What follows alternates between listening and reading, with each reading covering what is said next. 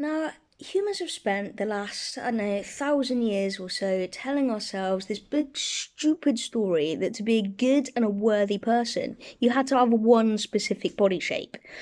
Now, that body shape changes depending on what decade we're looking at, and it will continue to change for the foreseeable future.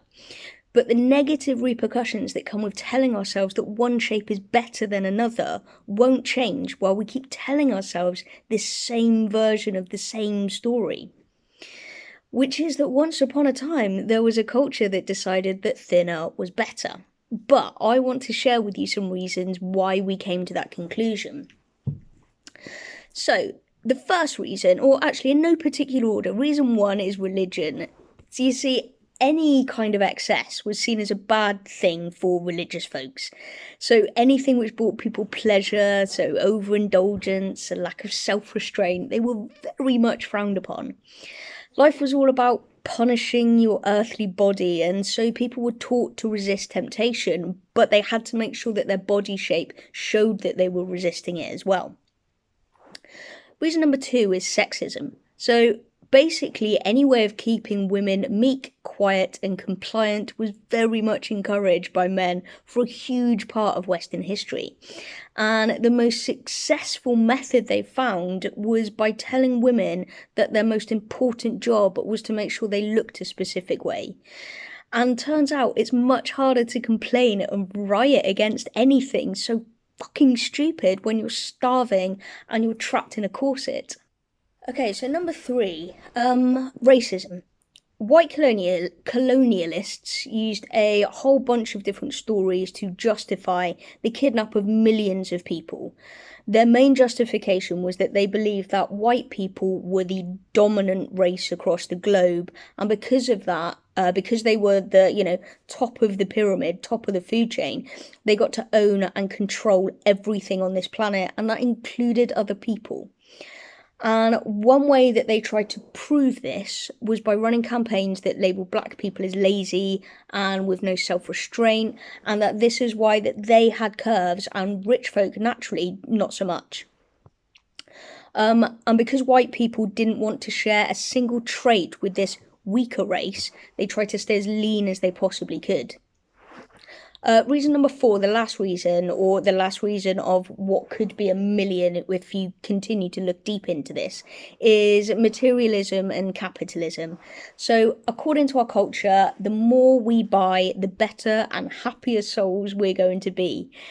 And in case you didn't notice, the weight loss and beauty industry exists to sell us things. And it doesn't take a genius to figure out that they're more interested in our money than they are about our welfare. And trust me, this shit would be a whole lot different if health and happiness were their main concerns. And let's not forget that it's the food industry's job to sell us as much food as they possibly can. They don't care if it's lab-made health halo foods or if it's heavily processed fun foods. All they care about is a profit margin. Now, all of those different lies and stories about our bodies are so deeply embedded into our Western culture that we still carry the same views today, that thinner is better, even though most people have no idea where these stories or where these lies started from. But now, instead of blatantly saying we think thinner is better, now society has learned to hide behind health as a reason to just obsess over other people's bodies. So, in the same way that justifications were invented to suggest that white is better than black, the same types of methods are now used to tell us that thin is better than fat. So, science is manipulated and negative personality traits are attached to different body types, to certain bodies, sorry.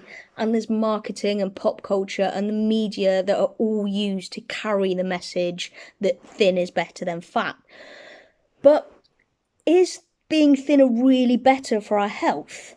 Well, the truth is that science does strongly suggest that at the very extremes of the BMI scale, so that means the extremely fat and then the very, very thin, science does say that you're likely to die earlier if you hit either of those ends of the scales than you would have done otherwise. They don't know this for sure, but it's highly likely. But for most everybody else, so most of us, the science is actually not as clear as what we've been led to believe. In fact, the highest life expectancy is in people that are actually in the overweight BMI category. There have been a bunch of studies which show that being fatter might protect against certain diseases and surgeries instead of cause them.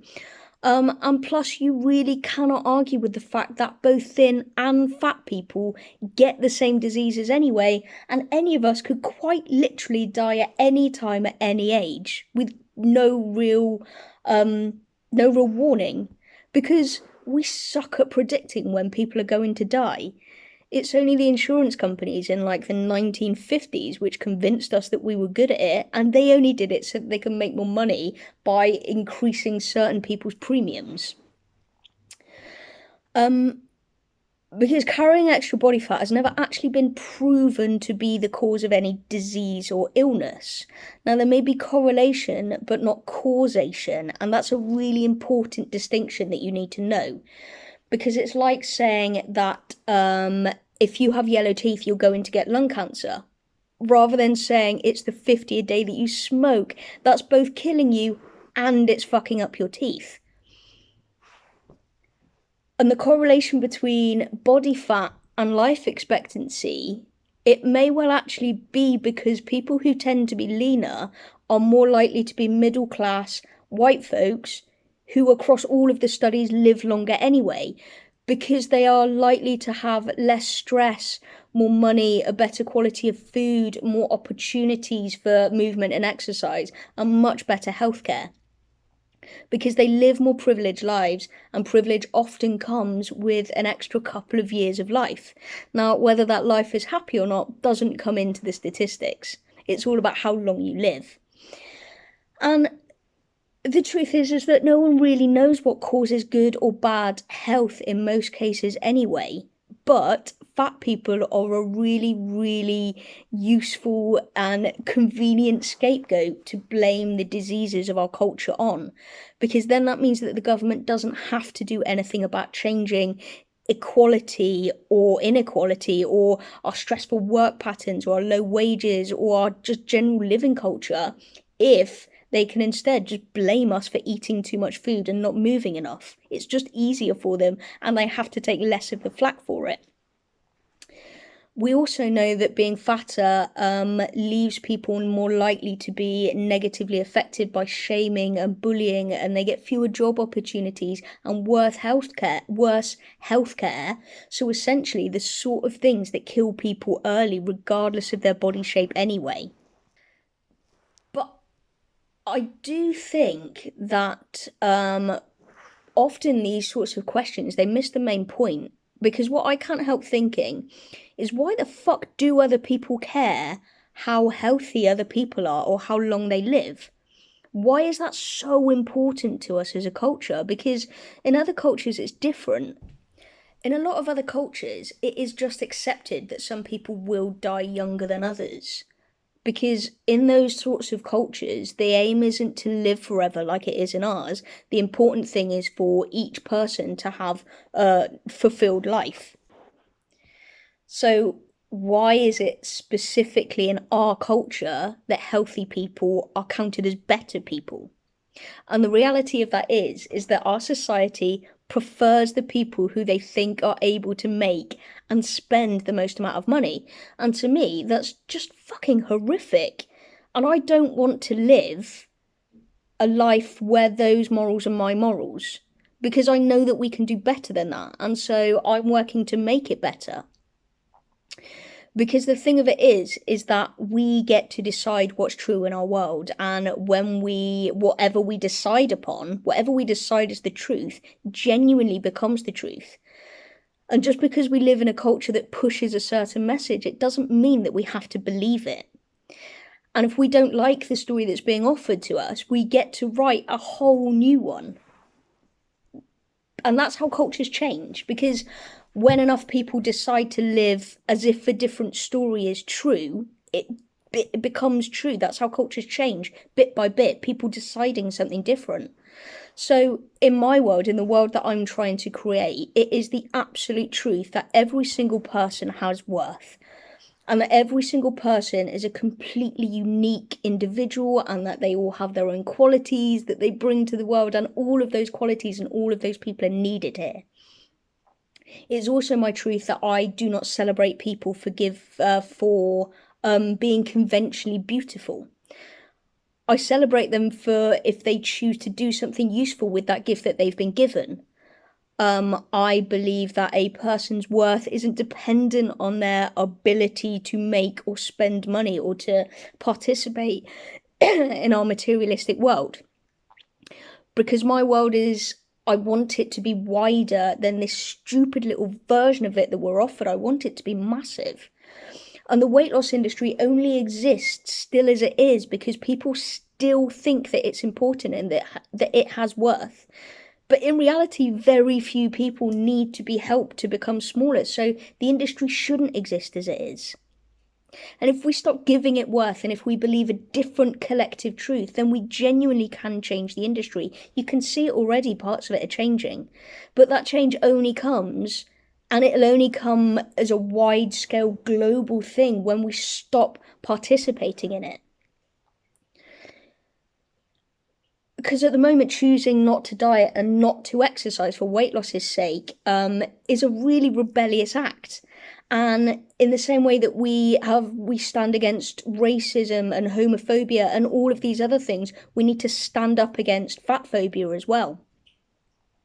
So you need to join this revolution, and you can do that by smashing your scales and like binning off those bikini body workouts, because we need to remember that everybody can be a bikini body, but only when we change the story that society is selling us and put on the fucking bikini and go to the beach. It's not going to change when we talk about it. It's going to change when we do it. And like, I'm not going to lie, it takes time and effort, but we can all totally do this. We just need some guidance and a place to start. I've already started, and I want you to join me on this because I think it's so important. We have so much power, but we're not using it. And I think it's time that we should. And that's what the Anti-Fitness Project is about. It's about teaching you guys how to use your power. So if you want to read any more about any of the science and the studies around body fat and health, then I would highly recommend go to the Health at Every Size website. And there's a Health at Every Size book as well, written by Lindo Bacon, which is incredible. Because the more information that we each have and the more like-minded people you surround yourself with, and genuinely the more that you refuse to participate in this truth that just isn't serving us anymore, and when we stop participating in a truth that just doesn't feel good, then the quicker we can actually change things. And I really, really want you to be a part of that change.